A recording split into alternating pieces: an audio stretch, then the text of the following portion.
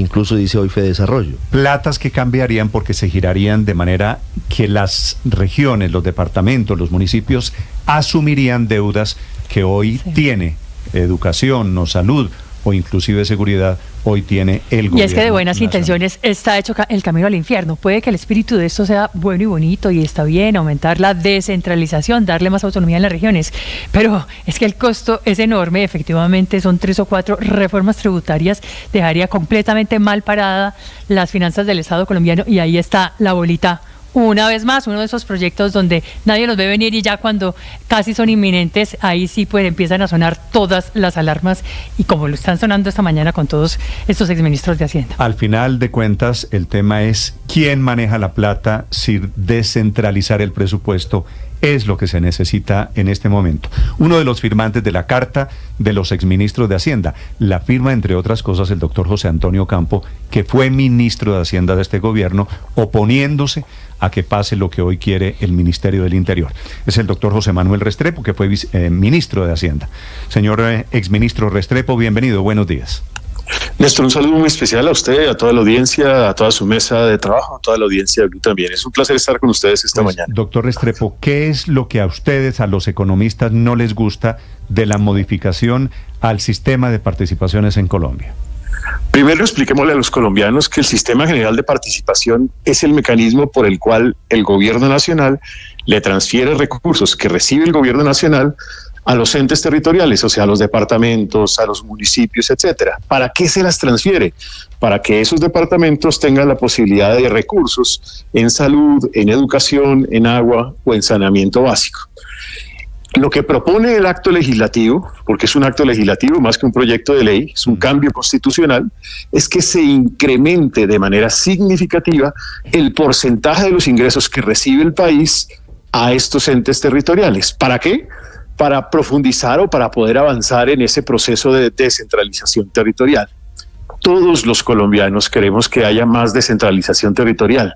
Todos los colombianos queremos que los entes territoriales, los departamentos, las ciudades tengan más recursos y, cómo no, para salud, para educación o para vivienda.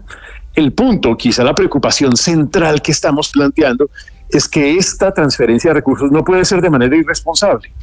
¿Por qué digo de manera irresponsable?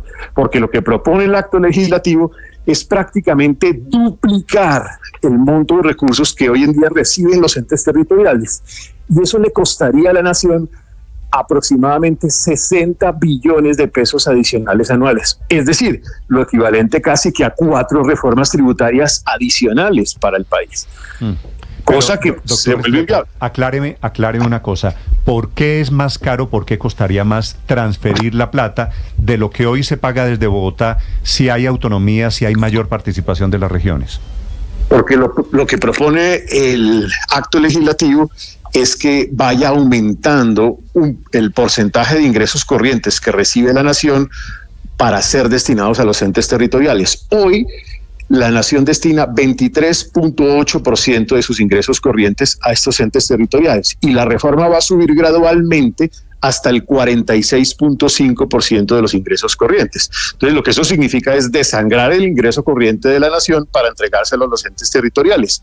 Muy positivo que los entes territoriales reciban más dinero, pero eso es como pasar dinero de un bolsillo del pantalón al otro bolsillo del pantalón. La pregunta es, ¿y entonces con qué vamos a sortear los gastos de la nación? Pero llevando más plata a las regiones también, por otro lado, ¿no son las regiones las que se harían responsables de lo que hoy se paga desde Bogotá? He allí el gran dilema, que en una primera versión de este acto legislativo no se trasladaban las competencias o las funciones. Lo que está proponiendo en la última versión del acto legislativo es que esta decisión esté supeditada a una modificación de las competencias, es decir, que se le asignan más responsabilidades a los entes territoriales. Lo que pasa es que no sabemos si efectivamente se va a lograr eso o no. Yo lo que creo es que usted pone de presente el orden de las cosas en las discusiones de esta naturaleza.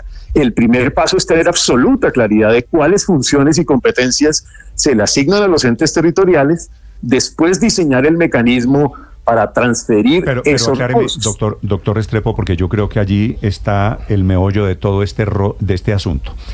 El gobierno tendría que pasarle, es cierto, a las regiones un mayor porcentaje de plata que hoy se decide, se gobierna a punto de centralización, ¿cierto? Hasta ahí estamos de acuerdo. Pasamos de 23 a 46% de lo que recibe la nación se le giraría a las regiones, ¿cierto? Correcto. Y si la región asume la competencia, ¿cuál es el problema? No, si la región asume la competencia no habría ningún problema, pero es que eso no lo tenemos claro en este momento. Por un lado, y por el otro lado, pues también la pregunta es, ¿eso va a funcionar efectivamente?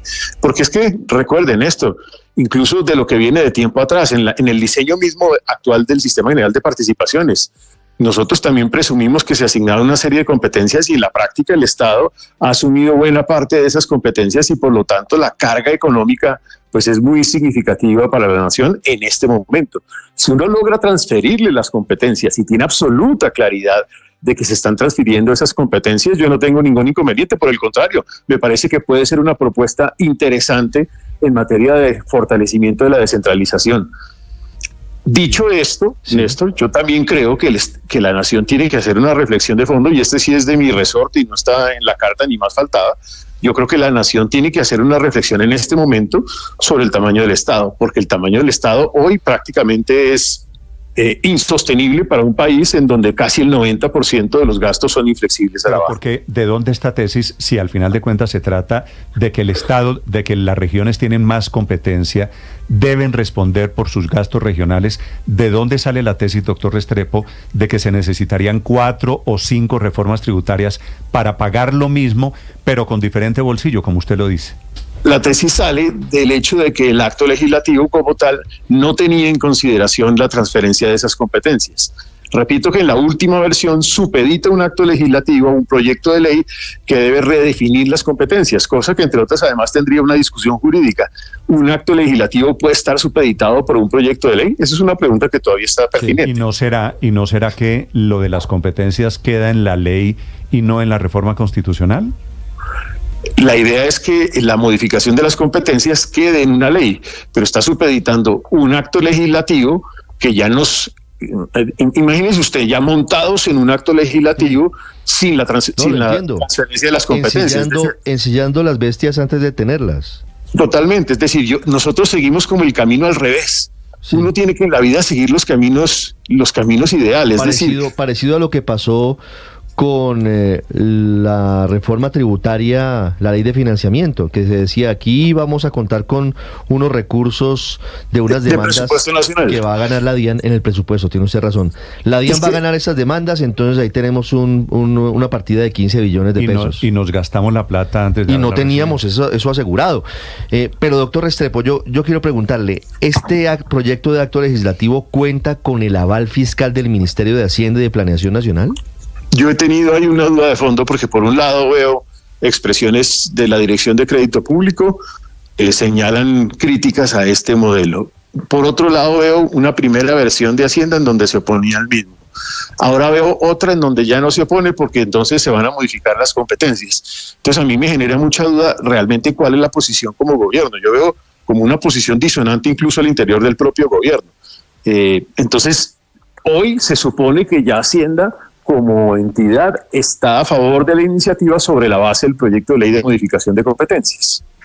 Entonces, en últimas, lo que se necesita, y aquí todo gira en torno a ese supuesto proyecto de ley de competencias que estamos de acuerdo, debió haber sido antes, primero el huevo que la gallina. Pero exactamente de qué competencias estamos hablando, es decir, cuál es la papa caliente y lo que tendrían que hacer las regiones si esto llega a pasar y se les transfiere más plata. Pues yo lo que diría es que si estamos asumiendo unos costos adicionales del orden de unos 60 billones de pesos, la pregunta es, ¿esos 60 billones de pesos están representados en qué funciones en particular en materia de salud, en materia de agua, en materia de educación, en materia de saneamiento básico? Es decir, que todos esos costos que hoy asume el Estado, porque los asume el Estado de la Nación, ahora lo van a asumir los entes territoriales. Y hay una pregunta. Doctor Restrepo, ¿me quiere dar sobre eso un ejemplo? ¿Qué hoy paga el papá Estado, papá Nación desde Bogotá? ¿Qué asumiría, por ejemplo, una región? Y no le hablo de las regiones prósperas, Antioquia o qué sé yo, Barranquilla. ¿Qué asumiría, por ejemplo, el departamento de Chocó? Voy a poner un ejemplo, todo el tema de infraestructura en materia de educación, es decir, construcción de colegios, todo eso se asume a través del Ministerio de Educación, Fondo de Infraestructura, y entonces al transferirle esos recursos ahora a los entes territoriales van a ser ellos los que tienen que asumir ese papel. Y ahí surge otra pregunta, Néstor, que también no es menor. ¿Existe hoy la capacidad plena en los entes territoriales? Todos los entes territoriales, no estoy hablando de Antioquia, no estoy hablando de Atlántico, todos los entes territoriales para poder hacer todas esas obras que incluso a nivel nacional aún no hemos sido capaces de hacerlo en muchos casos. Esa es una pregunta que es válida también desde el punto de vista de capacidades de construcción, por ejemplo. Doctor Restrepo, las nóminas de los policías de la estación de Mesitas del colegio, ¿quién la pagaría? ¿El gobierno nacional o la alcaldía de Mesitas? En materia de seguridad, hoy el Estado asume los costos. Esta SGP realmente está concentrada en educación, salud, agua, saneamiento básico e infraestructura. Pero entonces, por ejemplo, las nóminas en materia de cómo se hace todo el tema de saneamiento básico o como se hace, por ejemplo, la atención en agua o en salud, entonces a partir de la fecha o desde ese momento serán asumidas por los entes territoriales en su totalidad. Ese sería como la transferencia, es decir, el Estado le está entregando parte de las responsabilidades de estos frentes a los entes territoriales y eso es válido, insisto, yo creo que es una posición genuina. El punto es que hay que hacerlo de manera ordenada, no de manera desordenada. ¿El desorden exactamente estaría en dónde, doctor Restrepo? El desorden es que usted le dice, te voy a transferir los recursos, pero no dijo desde el primer momento y cuáles funciones son las que yo voy a asumir. No lo dijo. Entonces se presume que yo le estoy ya entregando el recurso, pero como tal las funciones pues quedaron en el aire en una primera etapa. Ahora, doctor Restrepo, le voy a hacer una pregunta respetuosa que espero que usted entienda.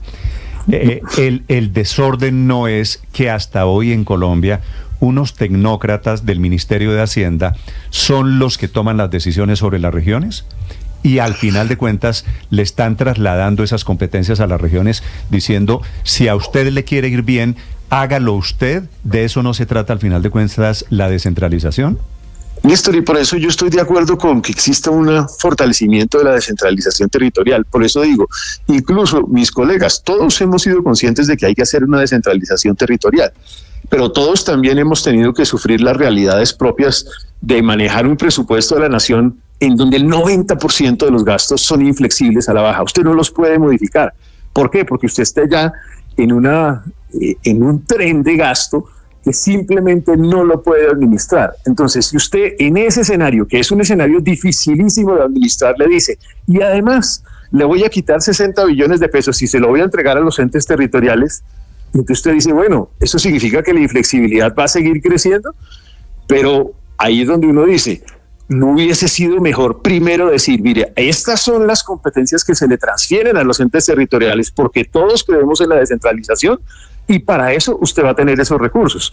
Esa es la discusión lógica, con sentido común respecto a un tema tan complicado. Sí, y aquí hay mucho de técnica, pero también hay mucho de la filosofía de cómo se maneja el Estado, de quién gira, de quién responde, de quién toma las decisiones, y de eso es de lo que se trata.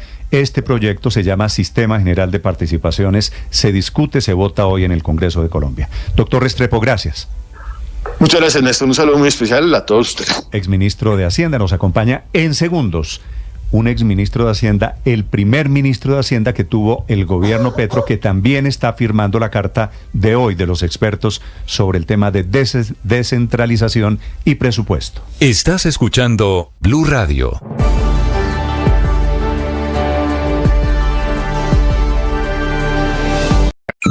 Escanea este código y suscríbete a nuestro canal de YouTube, @Blue Radio Co. Y disfruta y participa de la programación de Blue Radio. Blue Radio, le ponemos cara a la radio. Blue Radio, la alternativa. Que podría ser la estrella en ascenso.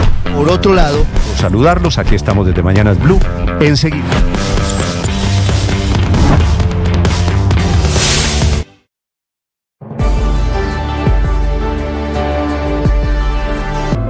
Llegó la hora de fluir con el planeta. Y actuar para proteger las reservas de agua que nos quedan. Únete a esta corriente y juntos cuidemos el agua. ¡Bañémonos! En pareja, Vargas. O de a 3 o de a 4. saquemos el balde a la calle para lavar el carro. Todos podemos ser protagonistas de esta gran historia. Cuidar el agua, la corriente que nos une. Una campaña de Caracol Televisión, Blue Radio y La Calle.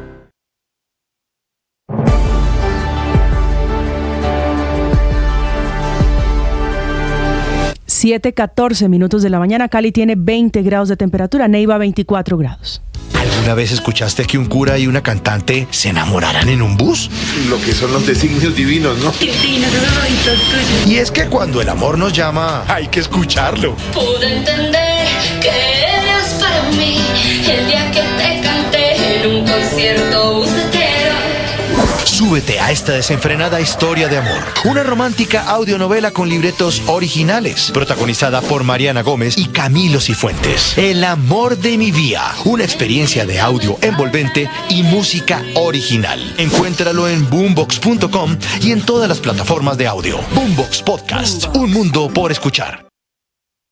Enseguida el resumen lo preparamos. Es como lo anticipamos aquí en Blue Radio. BlueRadio.com. En Armenia, Javier.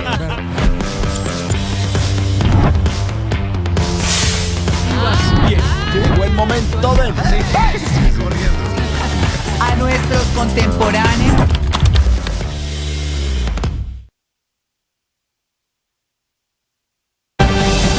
Y esta carta de los expertos no es en realidad un club de antipetristas. La firman Rudolf Gómez, por ejemplo, la firma también el doctor José Antonio Campo, que fue el primer ministro de Hacienda en el gobierno Petro. Doctor Ocampo, buenos días, bienvenido. Buenos días, encantado de estar con ustedes. Doctor Ocampo, ¿usted qué problema ve en este tema del Sistema General de Transferencias? ¿Cuál es el riesgo? ¿Cuál es su diagnóstico sobre los peligros de este proyecto? Bueno, el peligro mayor es que genere una crisis fiscal aún más profunda de la que tenemos, porque prácticamente duplica en un periodo de 10 años las participaciones de las regiones en los impuestos nacionales. Pero aparte de eso tiene el problema fundamental de que uno primero tiene que estimar cuáles son los gastos que estarán a cargo de los departamentos y municipios y cuánto cuestan, antes de decir que esta es la plata que les vamos a dar.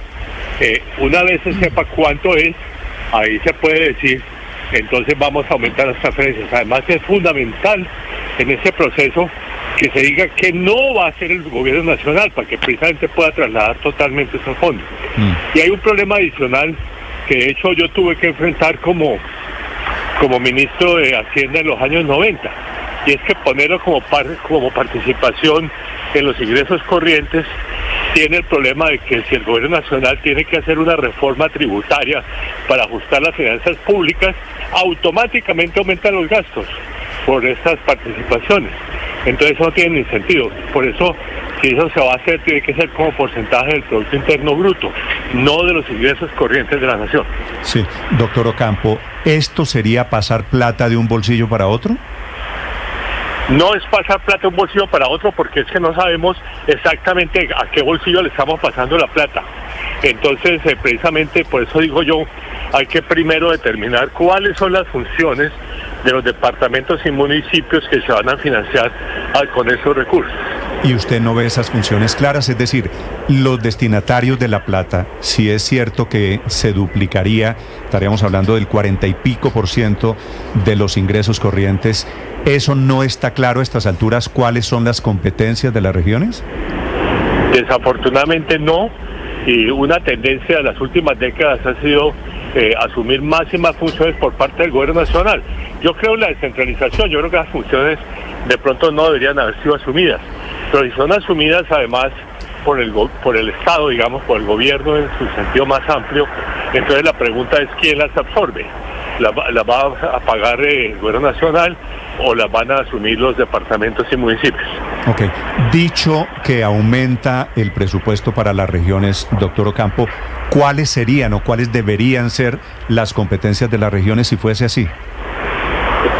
Bueno, para comenzar tienen que ser clarísimamente los gastos estatales en educación y salud, que es lo que se había determinado después de la Constitución de 1991, pero con el tiempo pues ha habido cada vez más funciones que ha asumido el gobierno nacional, por ejemplo en salud ciertamente y en la educación universitaria también. Esos son algunos de los temas. Muchos de los beneficios a los hogares pobres también deberían ser de departamentos y municipios. De hecho, están más cercanos a la gente y por lo tanto parecen más apropiados. Las vías terciarias, incluso las vías secundarias. Pero hoy en día el tema, por ejemplo, de las vías terciarias es que no le hicieron inversiones, entonces hoy hay un deterioro sustancial de las vías terciarias y por eso terminó la nación asumiendo los gastos. En fin, habrá que ir caso por caso, por eso es un debate más amplio y más importante, y con base en ese debate hay que determinar cuáles son los recursos que tienen que asumir los departamentos y municipios y cuáles tienen que seguir siendo de la nación para poder financiar sus gastos y además pagar la deuda pública, que es fundamentalmente nacional. Sí, doctor Ocampo, si no estoy mal, este fue en la campaña electoral hace 2 años, largos ya, uno de los temas bandera del presidente Petro, ¿cierto? La descentralización, que las platas no se manejen desde Bogotá. ¿Usted como primer ministro de Hacienda del presidente Petro habló con él del tema? ¿Este tema lo discutieron en algún momento? No, nunca lo discutimos con él y yo debo decir, digamos, no apareció centralmente en las discusiones de comienzo del gobierno durante el periodo que yo estuve en el gobierno.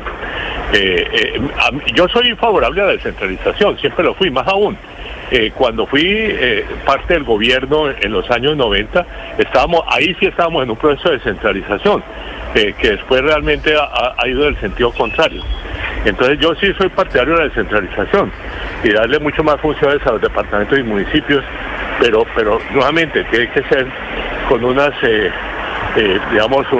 unas cuentas fiscales claramente equilibradas para evitar pues que terminemos con una deuda pública que no se puede pagar. Sí, sobre esa deuda pública quiero preguntarle, doctor Ocampo, señor exministro, sobre cómo se dispararía y qué ocurriría con la regla fiscal en caso de que este proyecto de acto legislativo sea aprobado por el Congreso como está planteado. ¿Cuáles son los riesgos en esa materia? Bueno, yo creo que viola totalmente la regla fiscal. Eso ya lo dijo el comité de la regla fiscal. Y debo decir, precisamente, si no hay recursos suficientes de la nación, pues prácticamente no habrá recursos para pagar la deuda pública o lo que es aún más desafortunado, muchos recursos del gobierno nacional que le quedan tendrán que dar lugar a recortes sustanciales en programas que sí serán a cargo del gobierno nacional.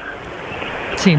Ahora, doctor Ocampo, ¿cómo es posible que a esta altura no sepamos a qué bolsillo se le está pasando esa plata en las regiones, en los departamentos y en los municipios de manera muy específica, si es que esto lo estamos haciendo desde hace 33, 34 años, cuando supuestamente la Constitución del 91 vino a darle más autonomía a las regiones, cambiando lo que teníamos de 100 años atrás? Mire, yo estoy totalmente de acuerdo con los principios de la Constitución. Lo que pasa es que su implementación pues se hizo en los primeros gobiernos, los 2 gobiernos posteriores o quizá en parte el tercero, pero después comenzaron a darle nuevas y nuevas funciones al gobierno nacional.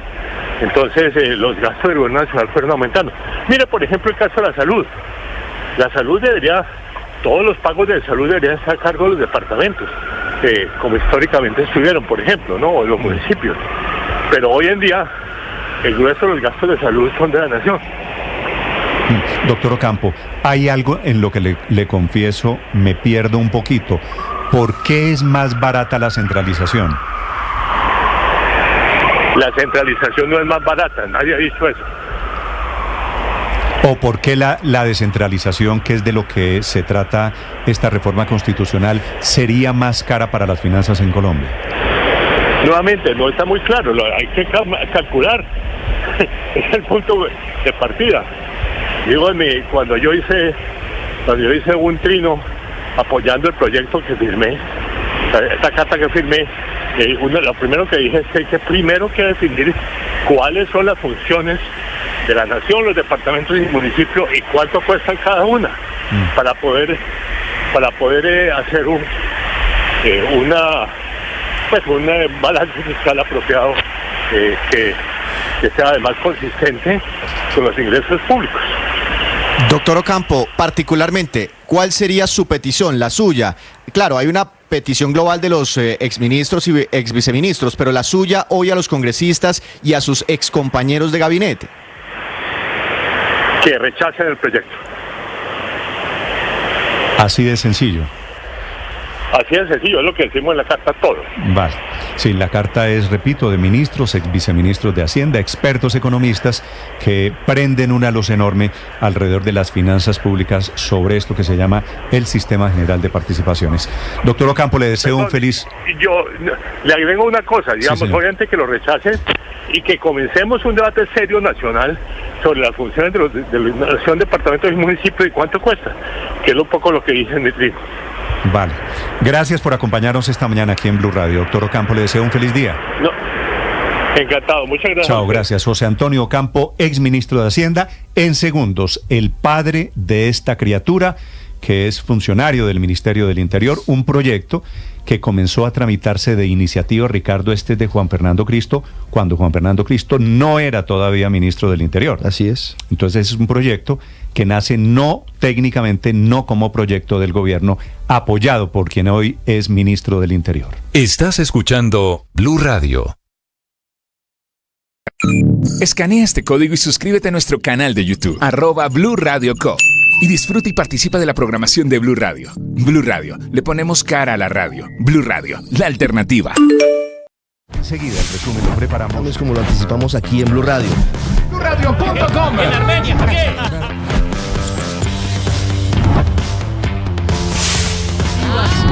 Llegó el momento del a nuestros contemporáneos.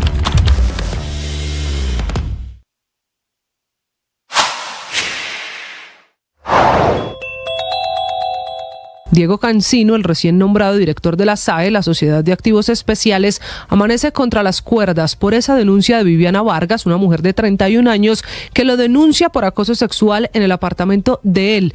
Todo ocurrió el 9 de octubre.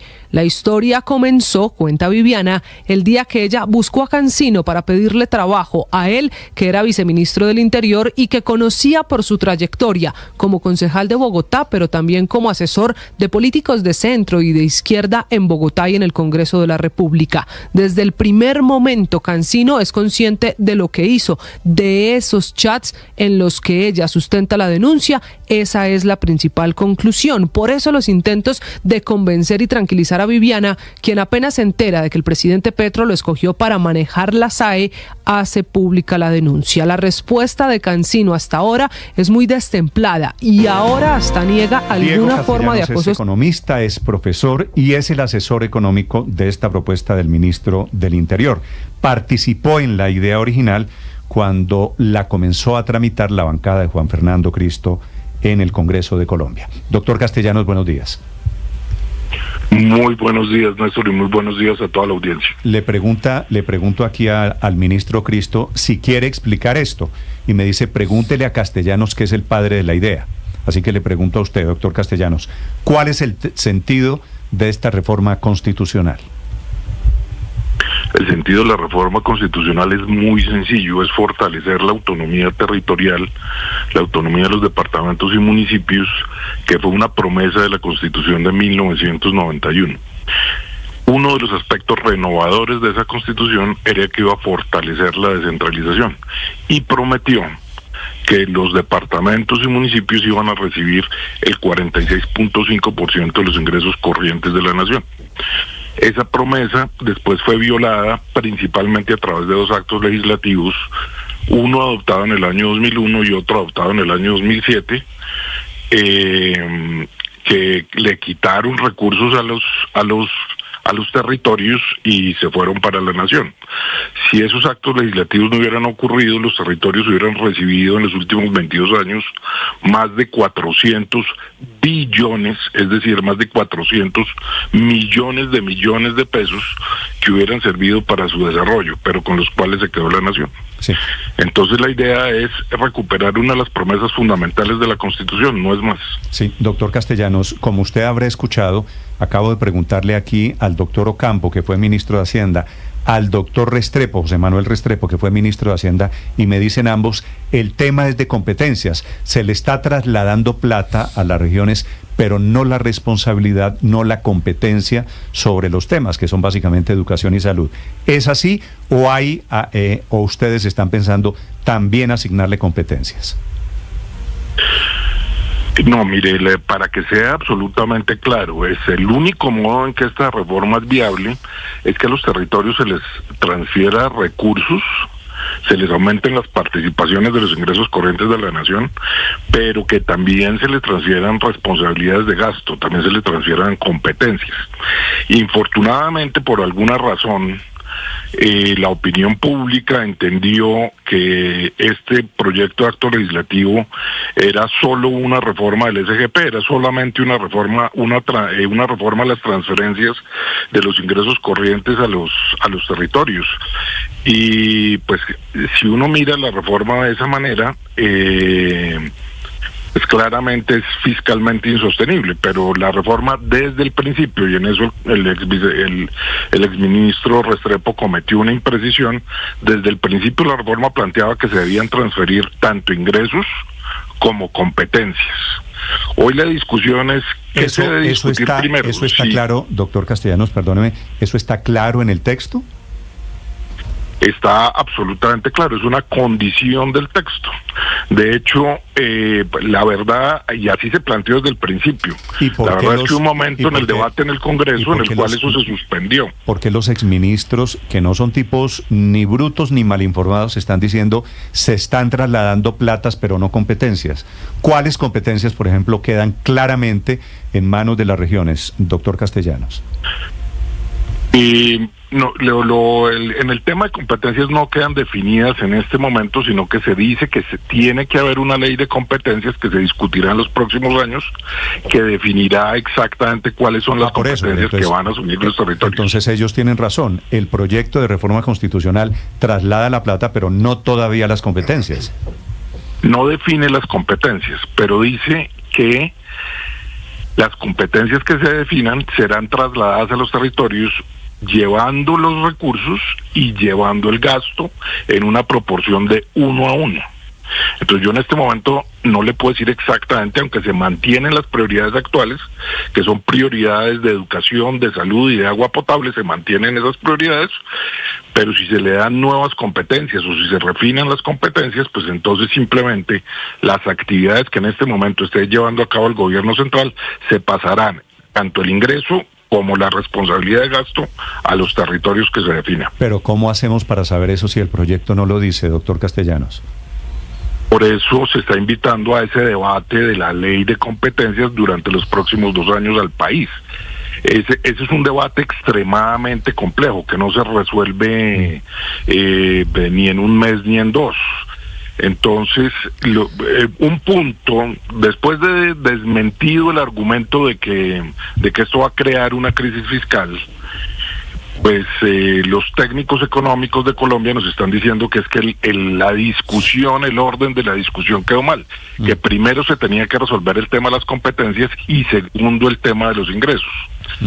Yo quiero decirle que ese orden, si se planteara de esa manera, pues todavía no tendríamos descentralización. ¿Y qué tal que después en el proyecto de ley para definir las competencias algo quede mal hecho o se trasladen unas competencias diferentes a las que usted está pensando en este momento, doctor Castellanos? Lo fundamental es que el seguro que diga que cada peso que se transfiera tendrá que ir acompañado de un peso de gasto, de modo tal que se protejan los intereses de la nación y de que se protejan los intereses de los departamentos y municipios, que ese seguro se mantenga. Y yo creo que hay un compromiso en el gobierno y en el Congreso de la República por mantener ese seguro. Yo quisiera aclarar que antes de esta discusión de este proyecto legislativo, lo que estaba sucediendo era que el gobierno transfería a los departamentos y municipios competencias sin mandarles recursos. Entonces decía, ustedes son responsables del plan de alimentación escolar, ustedes son responsables de la atención a víctimas.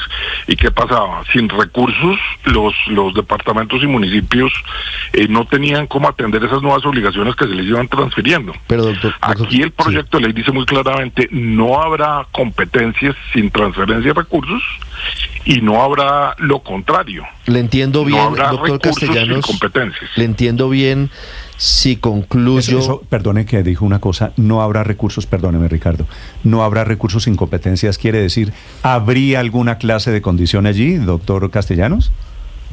Claro, esa es la condicionalidad de la Es decir, no entraría en vigencia el acto legislativo hasta tanto no se apruebe el proyecto de ley redefiniendo mejor las competencias de las entidades regionales, locales. Así es, esa es la condición explícita que está escrita en el proyecto de acto legislativo.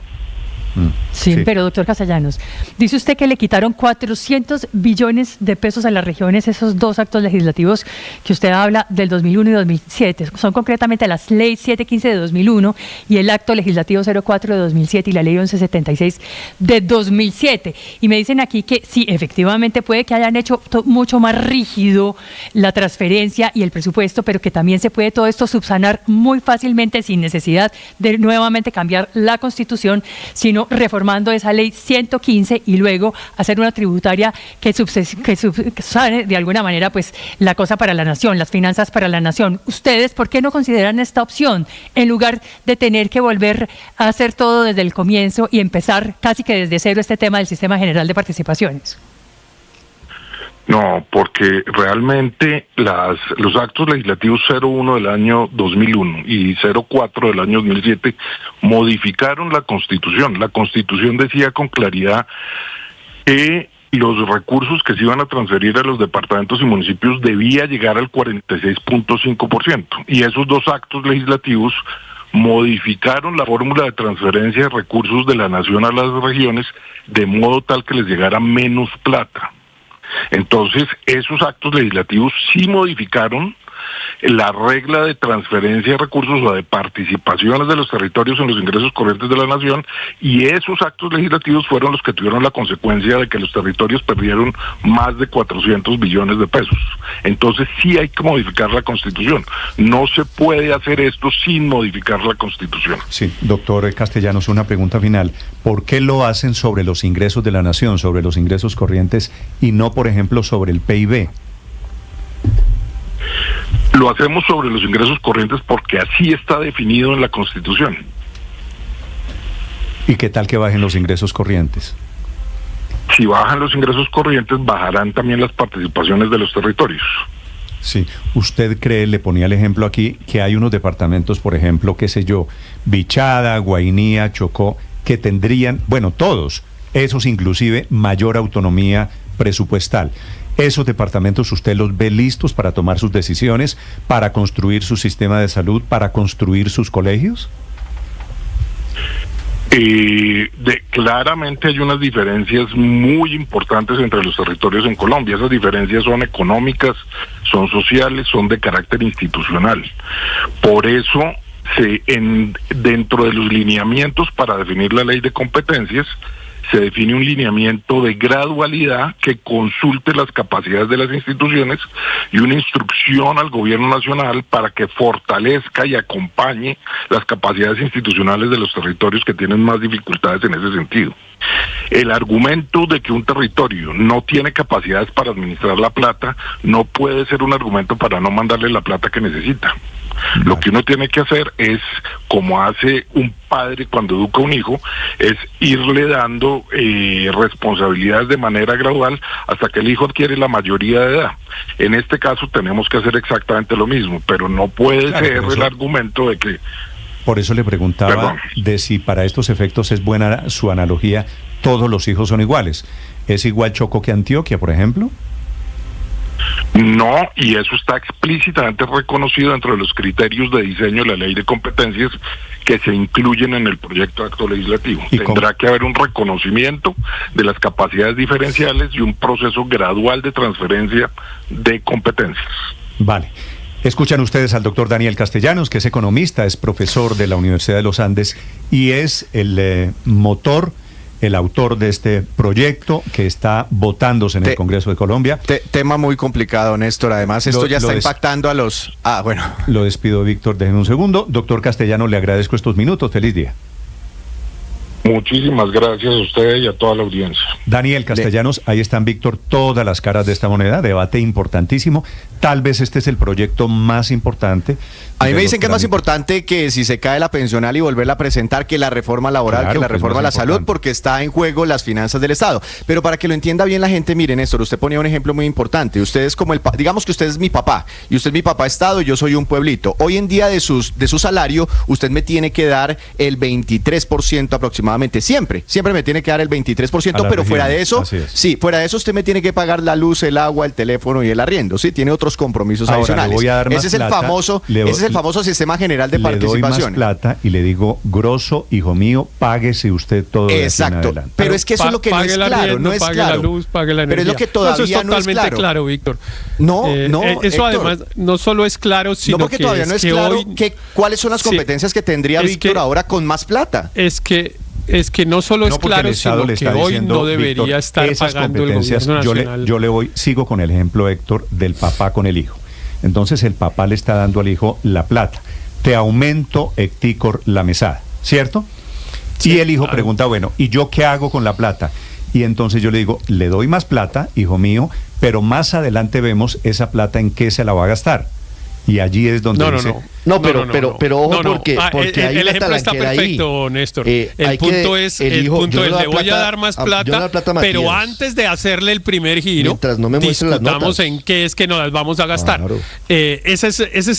Está perfecto el ejemplo, porque muestra cómo la discusión es innecesaria. Si todos dicen estar de acuerdo con aumentar los poderes de las entidades territoriales, pues estamos de acuerdo con lo fundamental, porque ese es un tema además de orden político, no económico, y no es un tema menor. En el mundo, en Colombia, ha habido guerras por la distribución territorial del poder, y en el mundo todo el tiempo se habla de independentismo y se hacen plebiscitos y referéndums y cosas para ver si le dan más poder a las regiones. Esa es una discusión que no es menor. Y lo que pasa es que aquí el partido de los economistas creen que es un problema de un Excel. No, este es un problema como de siempre, orden Héctor, tratando de darnos duro a los distribución del poder. Los economistas, Daniel, permanentemente han usado una expresión que usó Bill Clinton en 1992 en la campaña, con una sonrisa socarrona. Siempre nos dicen, es la economía, estúpidos. Me da pena, pero esta vez me toca decirles, es la política, estúpidos. Este es un problema de distribución de poder, no es un problema de economía, no es un problema de cómo se hacen mejor las cosas, sino de cómo se distribuye el poder, de quién tiene la capacidad de decidir. Por ejemplo, y con esto termino, voy a dar solo un ejemplo.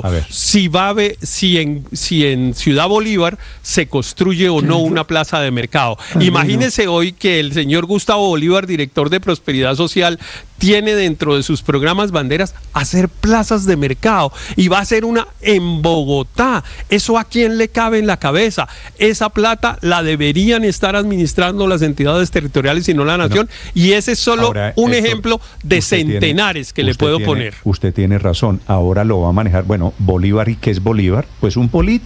¿O qué era Bolívar antes? Pues un político, efectivamente. Ese es el riesgo también, por otro lado, que esto se termine manejando con criterio político. Néstor. Señor Aurelio. Sí, leí la columna de Héctor Riveros en La Silla Vacía, que dice más o menos lo mismo que nos acaba de decir. Y yo parto de un hecho que es cierto. Hay una deuda con municipios y departamentos de 400 billones de pesos, como dijo Daniel Castellanos. Esa deuda hay que pagarla, pero yo sí tengo mis dudas de que eso se pague simple y llanamente modificando el porcentaje de los ingresos corrientes de la nación.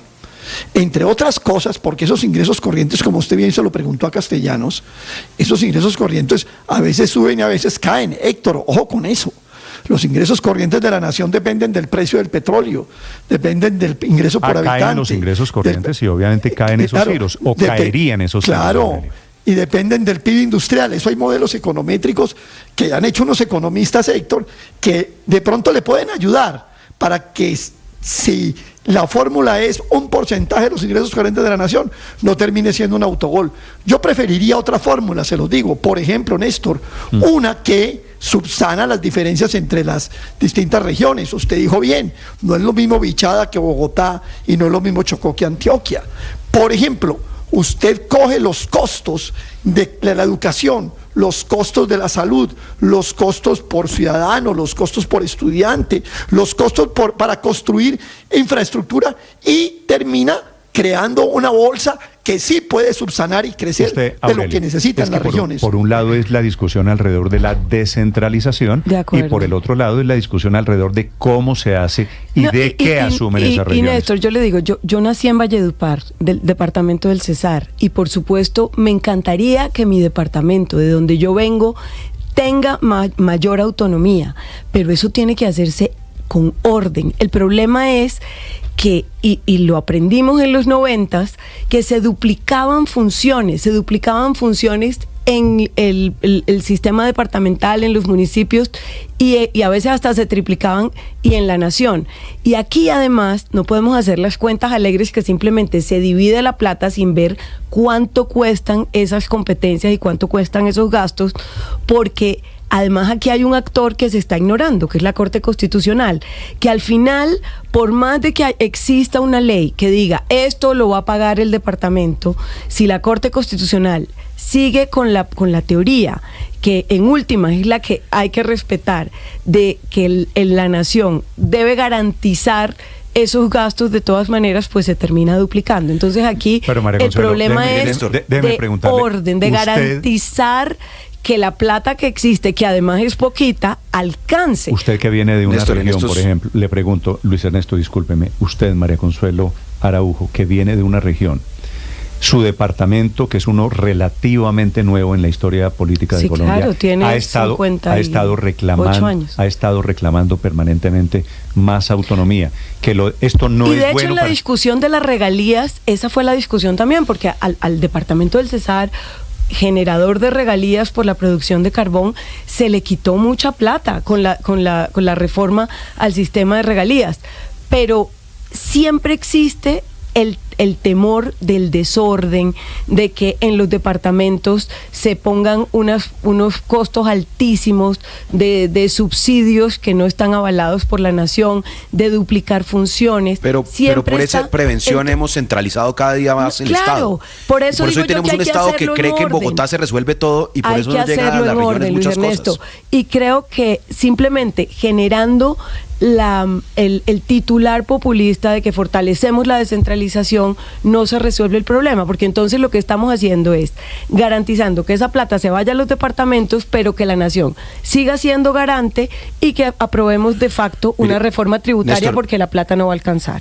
En estos 2 años hemos tenido debates muy interesantes aquí de cómo, por ejemplo, el gobierno Petro de manera arbitraria decide que los recursos de las vigencias futuras para las calles, para las vías en Antioquia o en el eje cafetero no se aprueben, cómo se inmiscuyen las discusiones del metro en Bogotá, cómo muchos proyectos de las regiones, cómo los gobernadores tienen que venir aquí pues a rendirle pleitesía al gobierno central, llámese Petro, llámese Duque. Los gobernadores y los alcaldes de Colombia son limosneros, vienen a hacer gestión 2 de 5 días a la semana, sino 3, en ministerios, entidades, a ver si consiguen una platica, y si no tienen el amigo político, el congresista que les hace la gestión, además con un peaje, como todos lo conocemos, entonces pues ese municipio no avanza y no progresa. ¿Qué hace este proyecto? Por supuesto, el poder, como lo decía Héctor, se transfiere es con recursos, y por supuesto que sería un absurdo transferir recursos sin transferir competencias.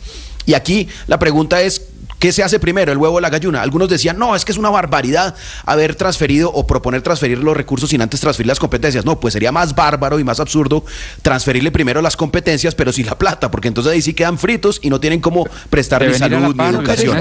Entonces, deben ir a la par y Daniel Castellano Daniel, no respondió y entonces, la ¿qué hace?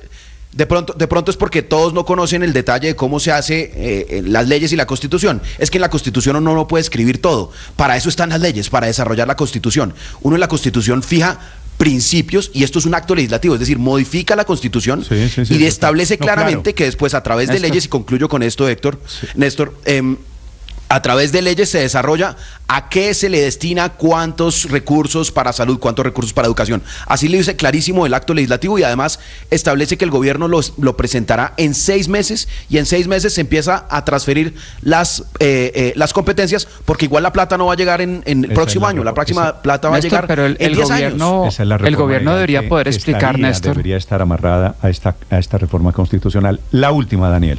Néstor, pero el gobierno debería poder responder, Daniel Castellanos no lo hizo, qué entidades o qué direcciones, por ejemplo, del INVIAS, de la ANI, del Ministerio de Salud, del Ministerio de Educación, empezaría de una vez a ir cerrando, producto de las mayores transferencias a entes territoriales que les van a hacer para que asuman esas competencias. Es decir, no se puede, en el ejemplo que usted ponía, que me parece perfecto, con los hijos, uno no puede decirle a los hijos, les voy a dar una mayor mesada, pero seguirle pagando la salida a comer con la novia, tanqueándole el carro de gasolina, etcétera, porque se vuelve una crisis fiscal familiar y con el ejemplo real para el gobierno. Entonces tienen que transferirse las competencias a la par que se pase la ley de mayores transferencias para los entes territoriales. Creo que el tema de competencias está claro a estas alturas. Son las 7:49. Un gusto acompañarlos en este día lunes. La cuenta Blue Radio Com y cuenta Néstor Morales. Si usted quiere opinar desde las redes sociales, también los leo, los escucho, quienes están vinculados ahora con el canal de YouTube. 7:49 en Mañanas Blue.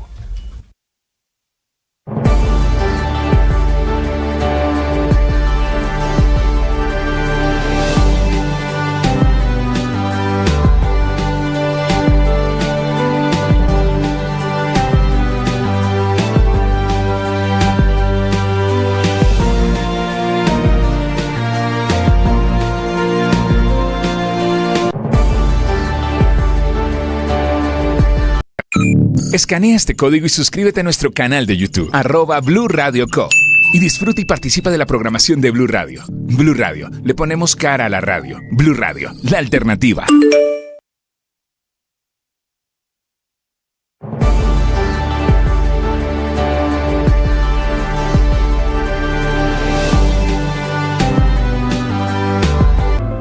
Llegó la hora de fluir con el planeta.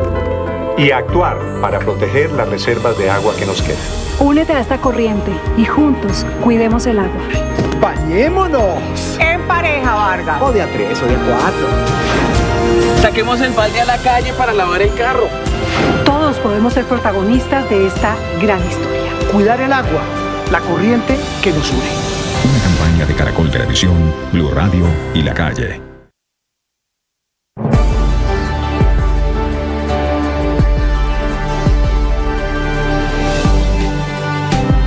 ¿Alguna vez escuchaste que un cura y una cantante se enamoraran en un bus? Lo que son los designios divinos, ¿no? Divinos, esos ojitos tuyos. Y es que cuando el amor nos llama, hay que escucharlo. Pude entender que eras para mí el día que te canté en un concierto bucetero. Súbete a esta desenfrenada historia de amor. Una romántica audionovela con libretos originales, protagonizada por Mariana Gómez y Camilo Cifuentes. El amor de mi vida. Una experiencia de audio envolvente y música original. Encuéntralo en boombox.com y en todas las plataformas de audio. Boombox Podcast. Un mundo por escuchar.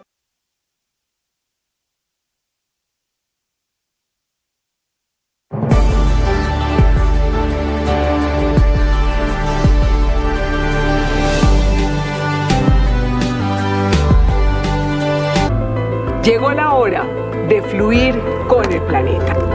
Y actuar para proteger las reservas de agua que nos quedan. Únete a esta corriente y juntos cuidemos el agua. ¡Bañémonos! En pareja, Vargas. O de a 3 o de a 4. Saquemos el balde a la calle para lavar el carro.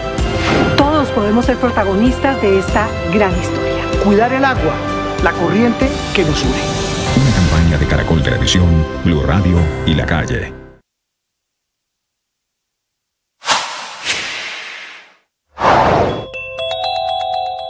Diego Cancino, el recién nombrado director de la SAE, la Sociedad de Activos Especiales, amanece contra las cuerdas por esa denuncia de Viviana Vargas, una mujer de 31 años, que lo denuncia por acoso sexual en el apartamento de él. Todo ocurrió el 9 de octubre. La historia comenzó, cuenta Viviana, el día que ella buscó a Cancino para pedirle trabajo a él, que era viceministro del Interior y que conocía por su trayectoria como concejal de Bogotá, pero también como asesor de políticos de centro y de izquierda en Bogotá y en el Congreso de la República. Desde el primer momento, Cancino es consciente de lo que hizo, de esos chats en los que ella sustenta la denuncia. Esa es la principal conclusión. Por eso los intentos de convencer y tranquilizar a Viviana, quien apenas se entera de que el presidente Petro lo escogió para manejar la SAE, hace pública la denuncia. La respuesta de Cancino hasta ahora es muy destemplada y ahora hasta niega alguna forma de acoso sexual, justificando todo como un reencuentro entre excompañeros de trabajo, como si fueran normales los abrazos, los besos y los tocamientos. Estás escuchando Blue Radio y bluradio.com. 7:54, está en Cali el ministro del Interior y viene para Bogotá a verse con Viviana Vargas, que es la funcionaria del Ministerio del Interior, que denunció a Diego Cancino, el nuevo presidente de la SAE, Ricardo, o nombrado presidente de la SAE. Veo muy difícil que don Diego Cancino logre posesionarse y salir fácilmente de esta, ¿no? Sí, como les contábamos más temprano, Néstor, la hoja de vida fue publicada en la página de Presidencia como director de la SAE la semana pasada. El jueves de la semana pasada se publicó esa hoja de vida y 3 días después está muy en entredicho esa posible posesión. No veo cómo se va a salvar. La denuncia dice que los hechos ocurrieron hace muy poco, el 9 de octubre pasado, que fue un miércoles, y ocurrió en el apartamento de Diego Cancino. Con la víctima se encuentra Tatiana Gordillo, de Blue Radio. Néstor y oyentes de Blue Radio, pues efectivamente está conmigo acá Viviana Vargas. Ella es actualmente funcionaria del Ministerio del Interior y quiero contarles que desde el inicio de este gobierno, ella hace parte del gobierno nacional, incluso desde la campaña viene trabajando de la mano pues del proyecto político de Gustavo Petro, y hoy se atreve muy valientemente a hacer esta denuncia que ocurrió, como usted lo dice, hace unos días, el 9 de octubre, cuando ella acudió al apartamento de Diego Cancino, recién había él salido del viceministerio del Interior. Ella, pues buscando oportunidades laborales, también una oportunidad de seguir en su lucha por los derechos humanos, porque ella ha sido defensora de los derechos humanos, acude a esta cita y ahí hay un presunto acoso sexual. Le vamos a preguntar a ella sin revictimizarla, sin que Viviana, muchas gracias por atendernos, nos vuelva a relatar todo este momento tan incómodo que usted vivió, pues en el marco de qué fue que se dio esto. Gracias, muy buenos días, Néstor. Buenos días a todos y todas las oyentes. Este hecho acontece el día 9 de octubre y realmente yo estaba buscando oportunidades laborales porque mi contrato en el Ministerio del Interior iba hasta el 25 de octubre. En este sentido, pues yo generalmente unas semanas antes de que finalicen mis contratos, busco pues otras opciones laborales. Entonces, en el marco de esto, yo contacto al señor Diego Cancino y desde allí él me dice que por supuesto que le envíe la hoja de vida y que nos veamos el día 10 de octubre para poder almorzar. Y yo no le vi ningún problema porque pues igual me dijo que era para hablar pues del tema de defensores ambientales, del tema de defensores de derechos humanos y bueno, cosas en las que nos hemos encontrado durante muchísimos años y bueno, dejar acá una claridad, nunca fue mi amigo, nunca ni siquiera salimos a tomarnos un café, sino que por el contrario siempre nos encontramos en espacios políticos y le trabajamos a lo mismo, ¿sí? Entonces, al ver esa confianza desde el proceso político y social que ambos manejábamos, pues yo no le vi ningún problema. Yo ese día pues ya tenía como programado que para el 10, pero él me llama como a los 5 minutos después de ver mi hoja de vida y me dice que nos veamos ese mismo día en su apartamento. Y yo llego allá con mi hija, luego se lleva a mi hija, a mi mamá, porque yo tenía muchas reuniones al otro día, mi hija estaba en semana de receso. y ya pues ahí es cuando empiezan como los acosos, de lo cual no quiero profundizar realmente. La denuncia está pública, la pueden ver en todos los medios de comunicación realmente, entonces no quiero profundizar en ello, pero fue entre 4 y 5 oportunidades en las que intentó acceder a mi espacio físico personal, y aparte hacía comentarios bastante pasados para mí, y frente a todo lo que yo le decía, como yo definitivamente no quiero ningún tipo de relacionamiento sexual, afectivo ni emocional contigo, yo vengo es para pues trabajar en lo propio, que es el tema de defensores de derechos humanos y de defensores ambientales. El hombre pues como que intermitentemente lo hacía, ¿no? Entonces, bueno, digamos que en redes, en medios han dicho mucho, bueno, ¿y por qué se quedó? ¿Y por qué no se fue? Pues justamente cuando uno tiene una figura de poder encima, uno trata de manejar estas situaciones con todo el cuidado del mundo, porque cualquier paso en falso puede ser contraproducente para ti. Yo intenté manejar la situación como de la mejor forma, y digamos que cuando él hace como el primer acceso físico hacia mí, yo le doy la claridad y le digo, no quiero, yo vengo acá por lo político, yo vengo acá a trabajar. El hombre como que dice, bueno, está bien, se vuelve y se sienta, y ahí trabajamos más o menos como 2 horas, y luego de eso vuelve a acceder a mí, y es cuando yo ya me siento muy incómoda y llamo a mis amigos. Ya llegan mis amigos, yo los llamo realmente porque quería enrutar la conversación, y yo dije, quizás si hayan otras personas acá podamos como dirigir la conversación a lo que realmente necesitamos, que es que él, que tiene el poder político, porque es que todos son, o sea, mis amigos y yo somos del proceso de base, nosotros no pertenecemos a la cúpula política, no tenemos familia política, pues finalmente Diego Cancino era la opción para que nuestras demandas y nuestras apuestas también pues fueran escuchadas en el alto gobierno.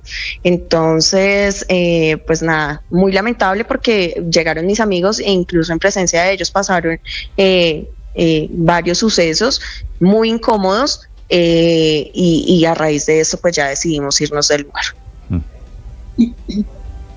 Sí. Tatiana, gracias. Viviana, buenos días. Buenos días, Néstor. Viviana, primero que todo quiero agradecerle, porque sé que no es fácil para una mujer pues responder estas preguntas, y le agradezco que usted saque unos minutos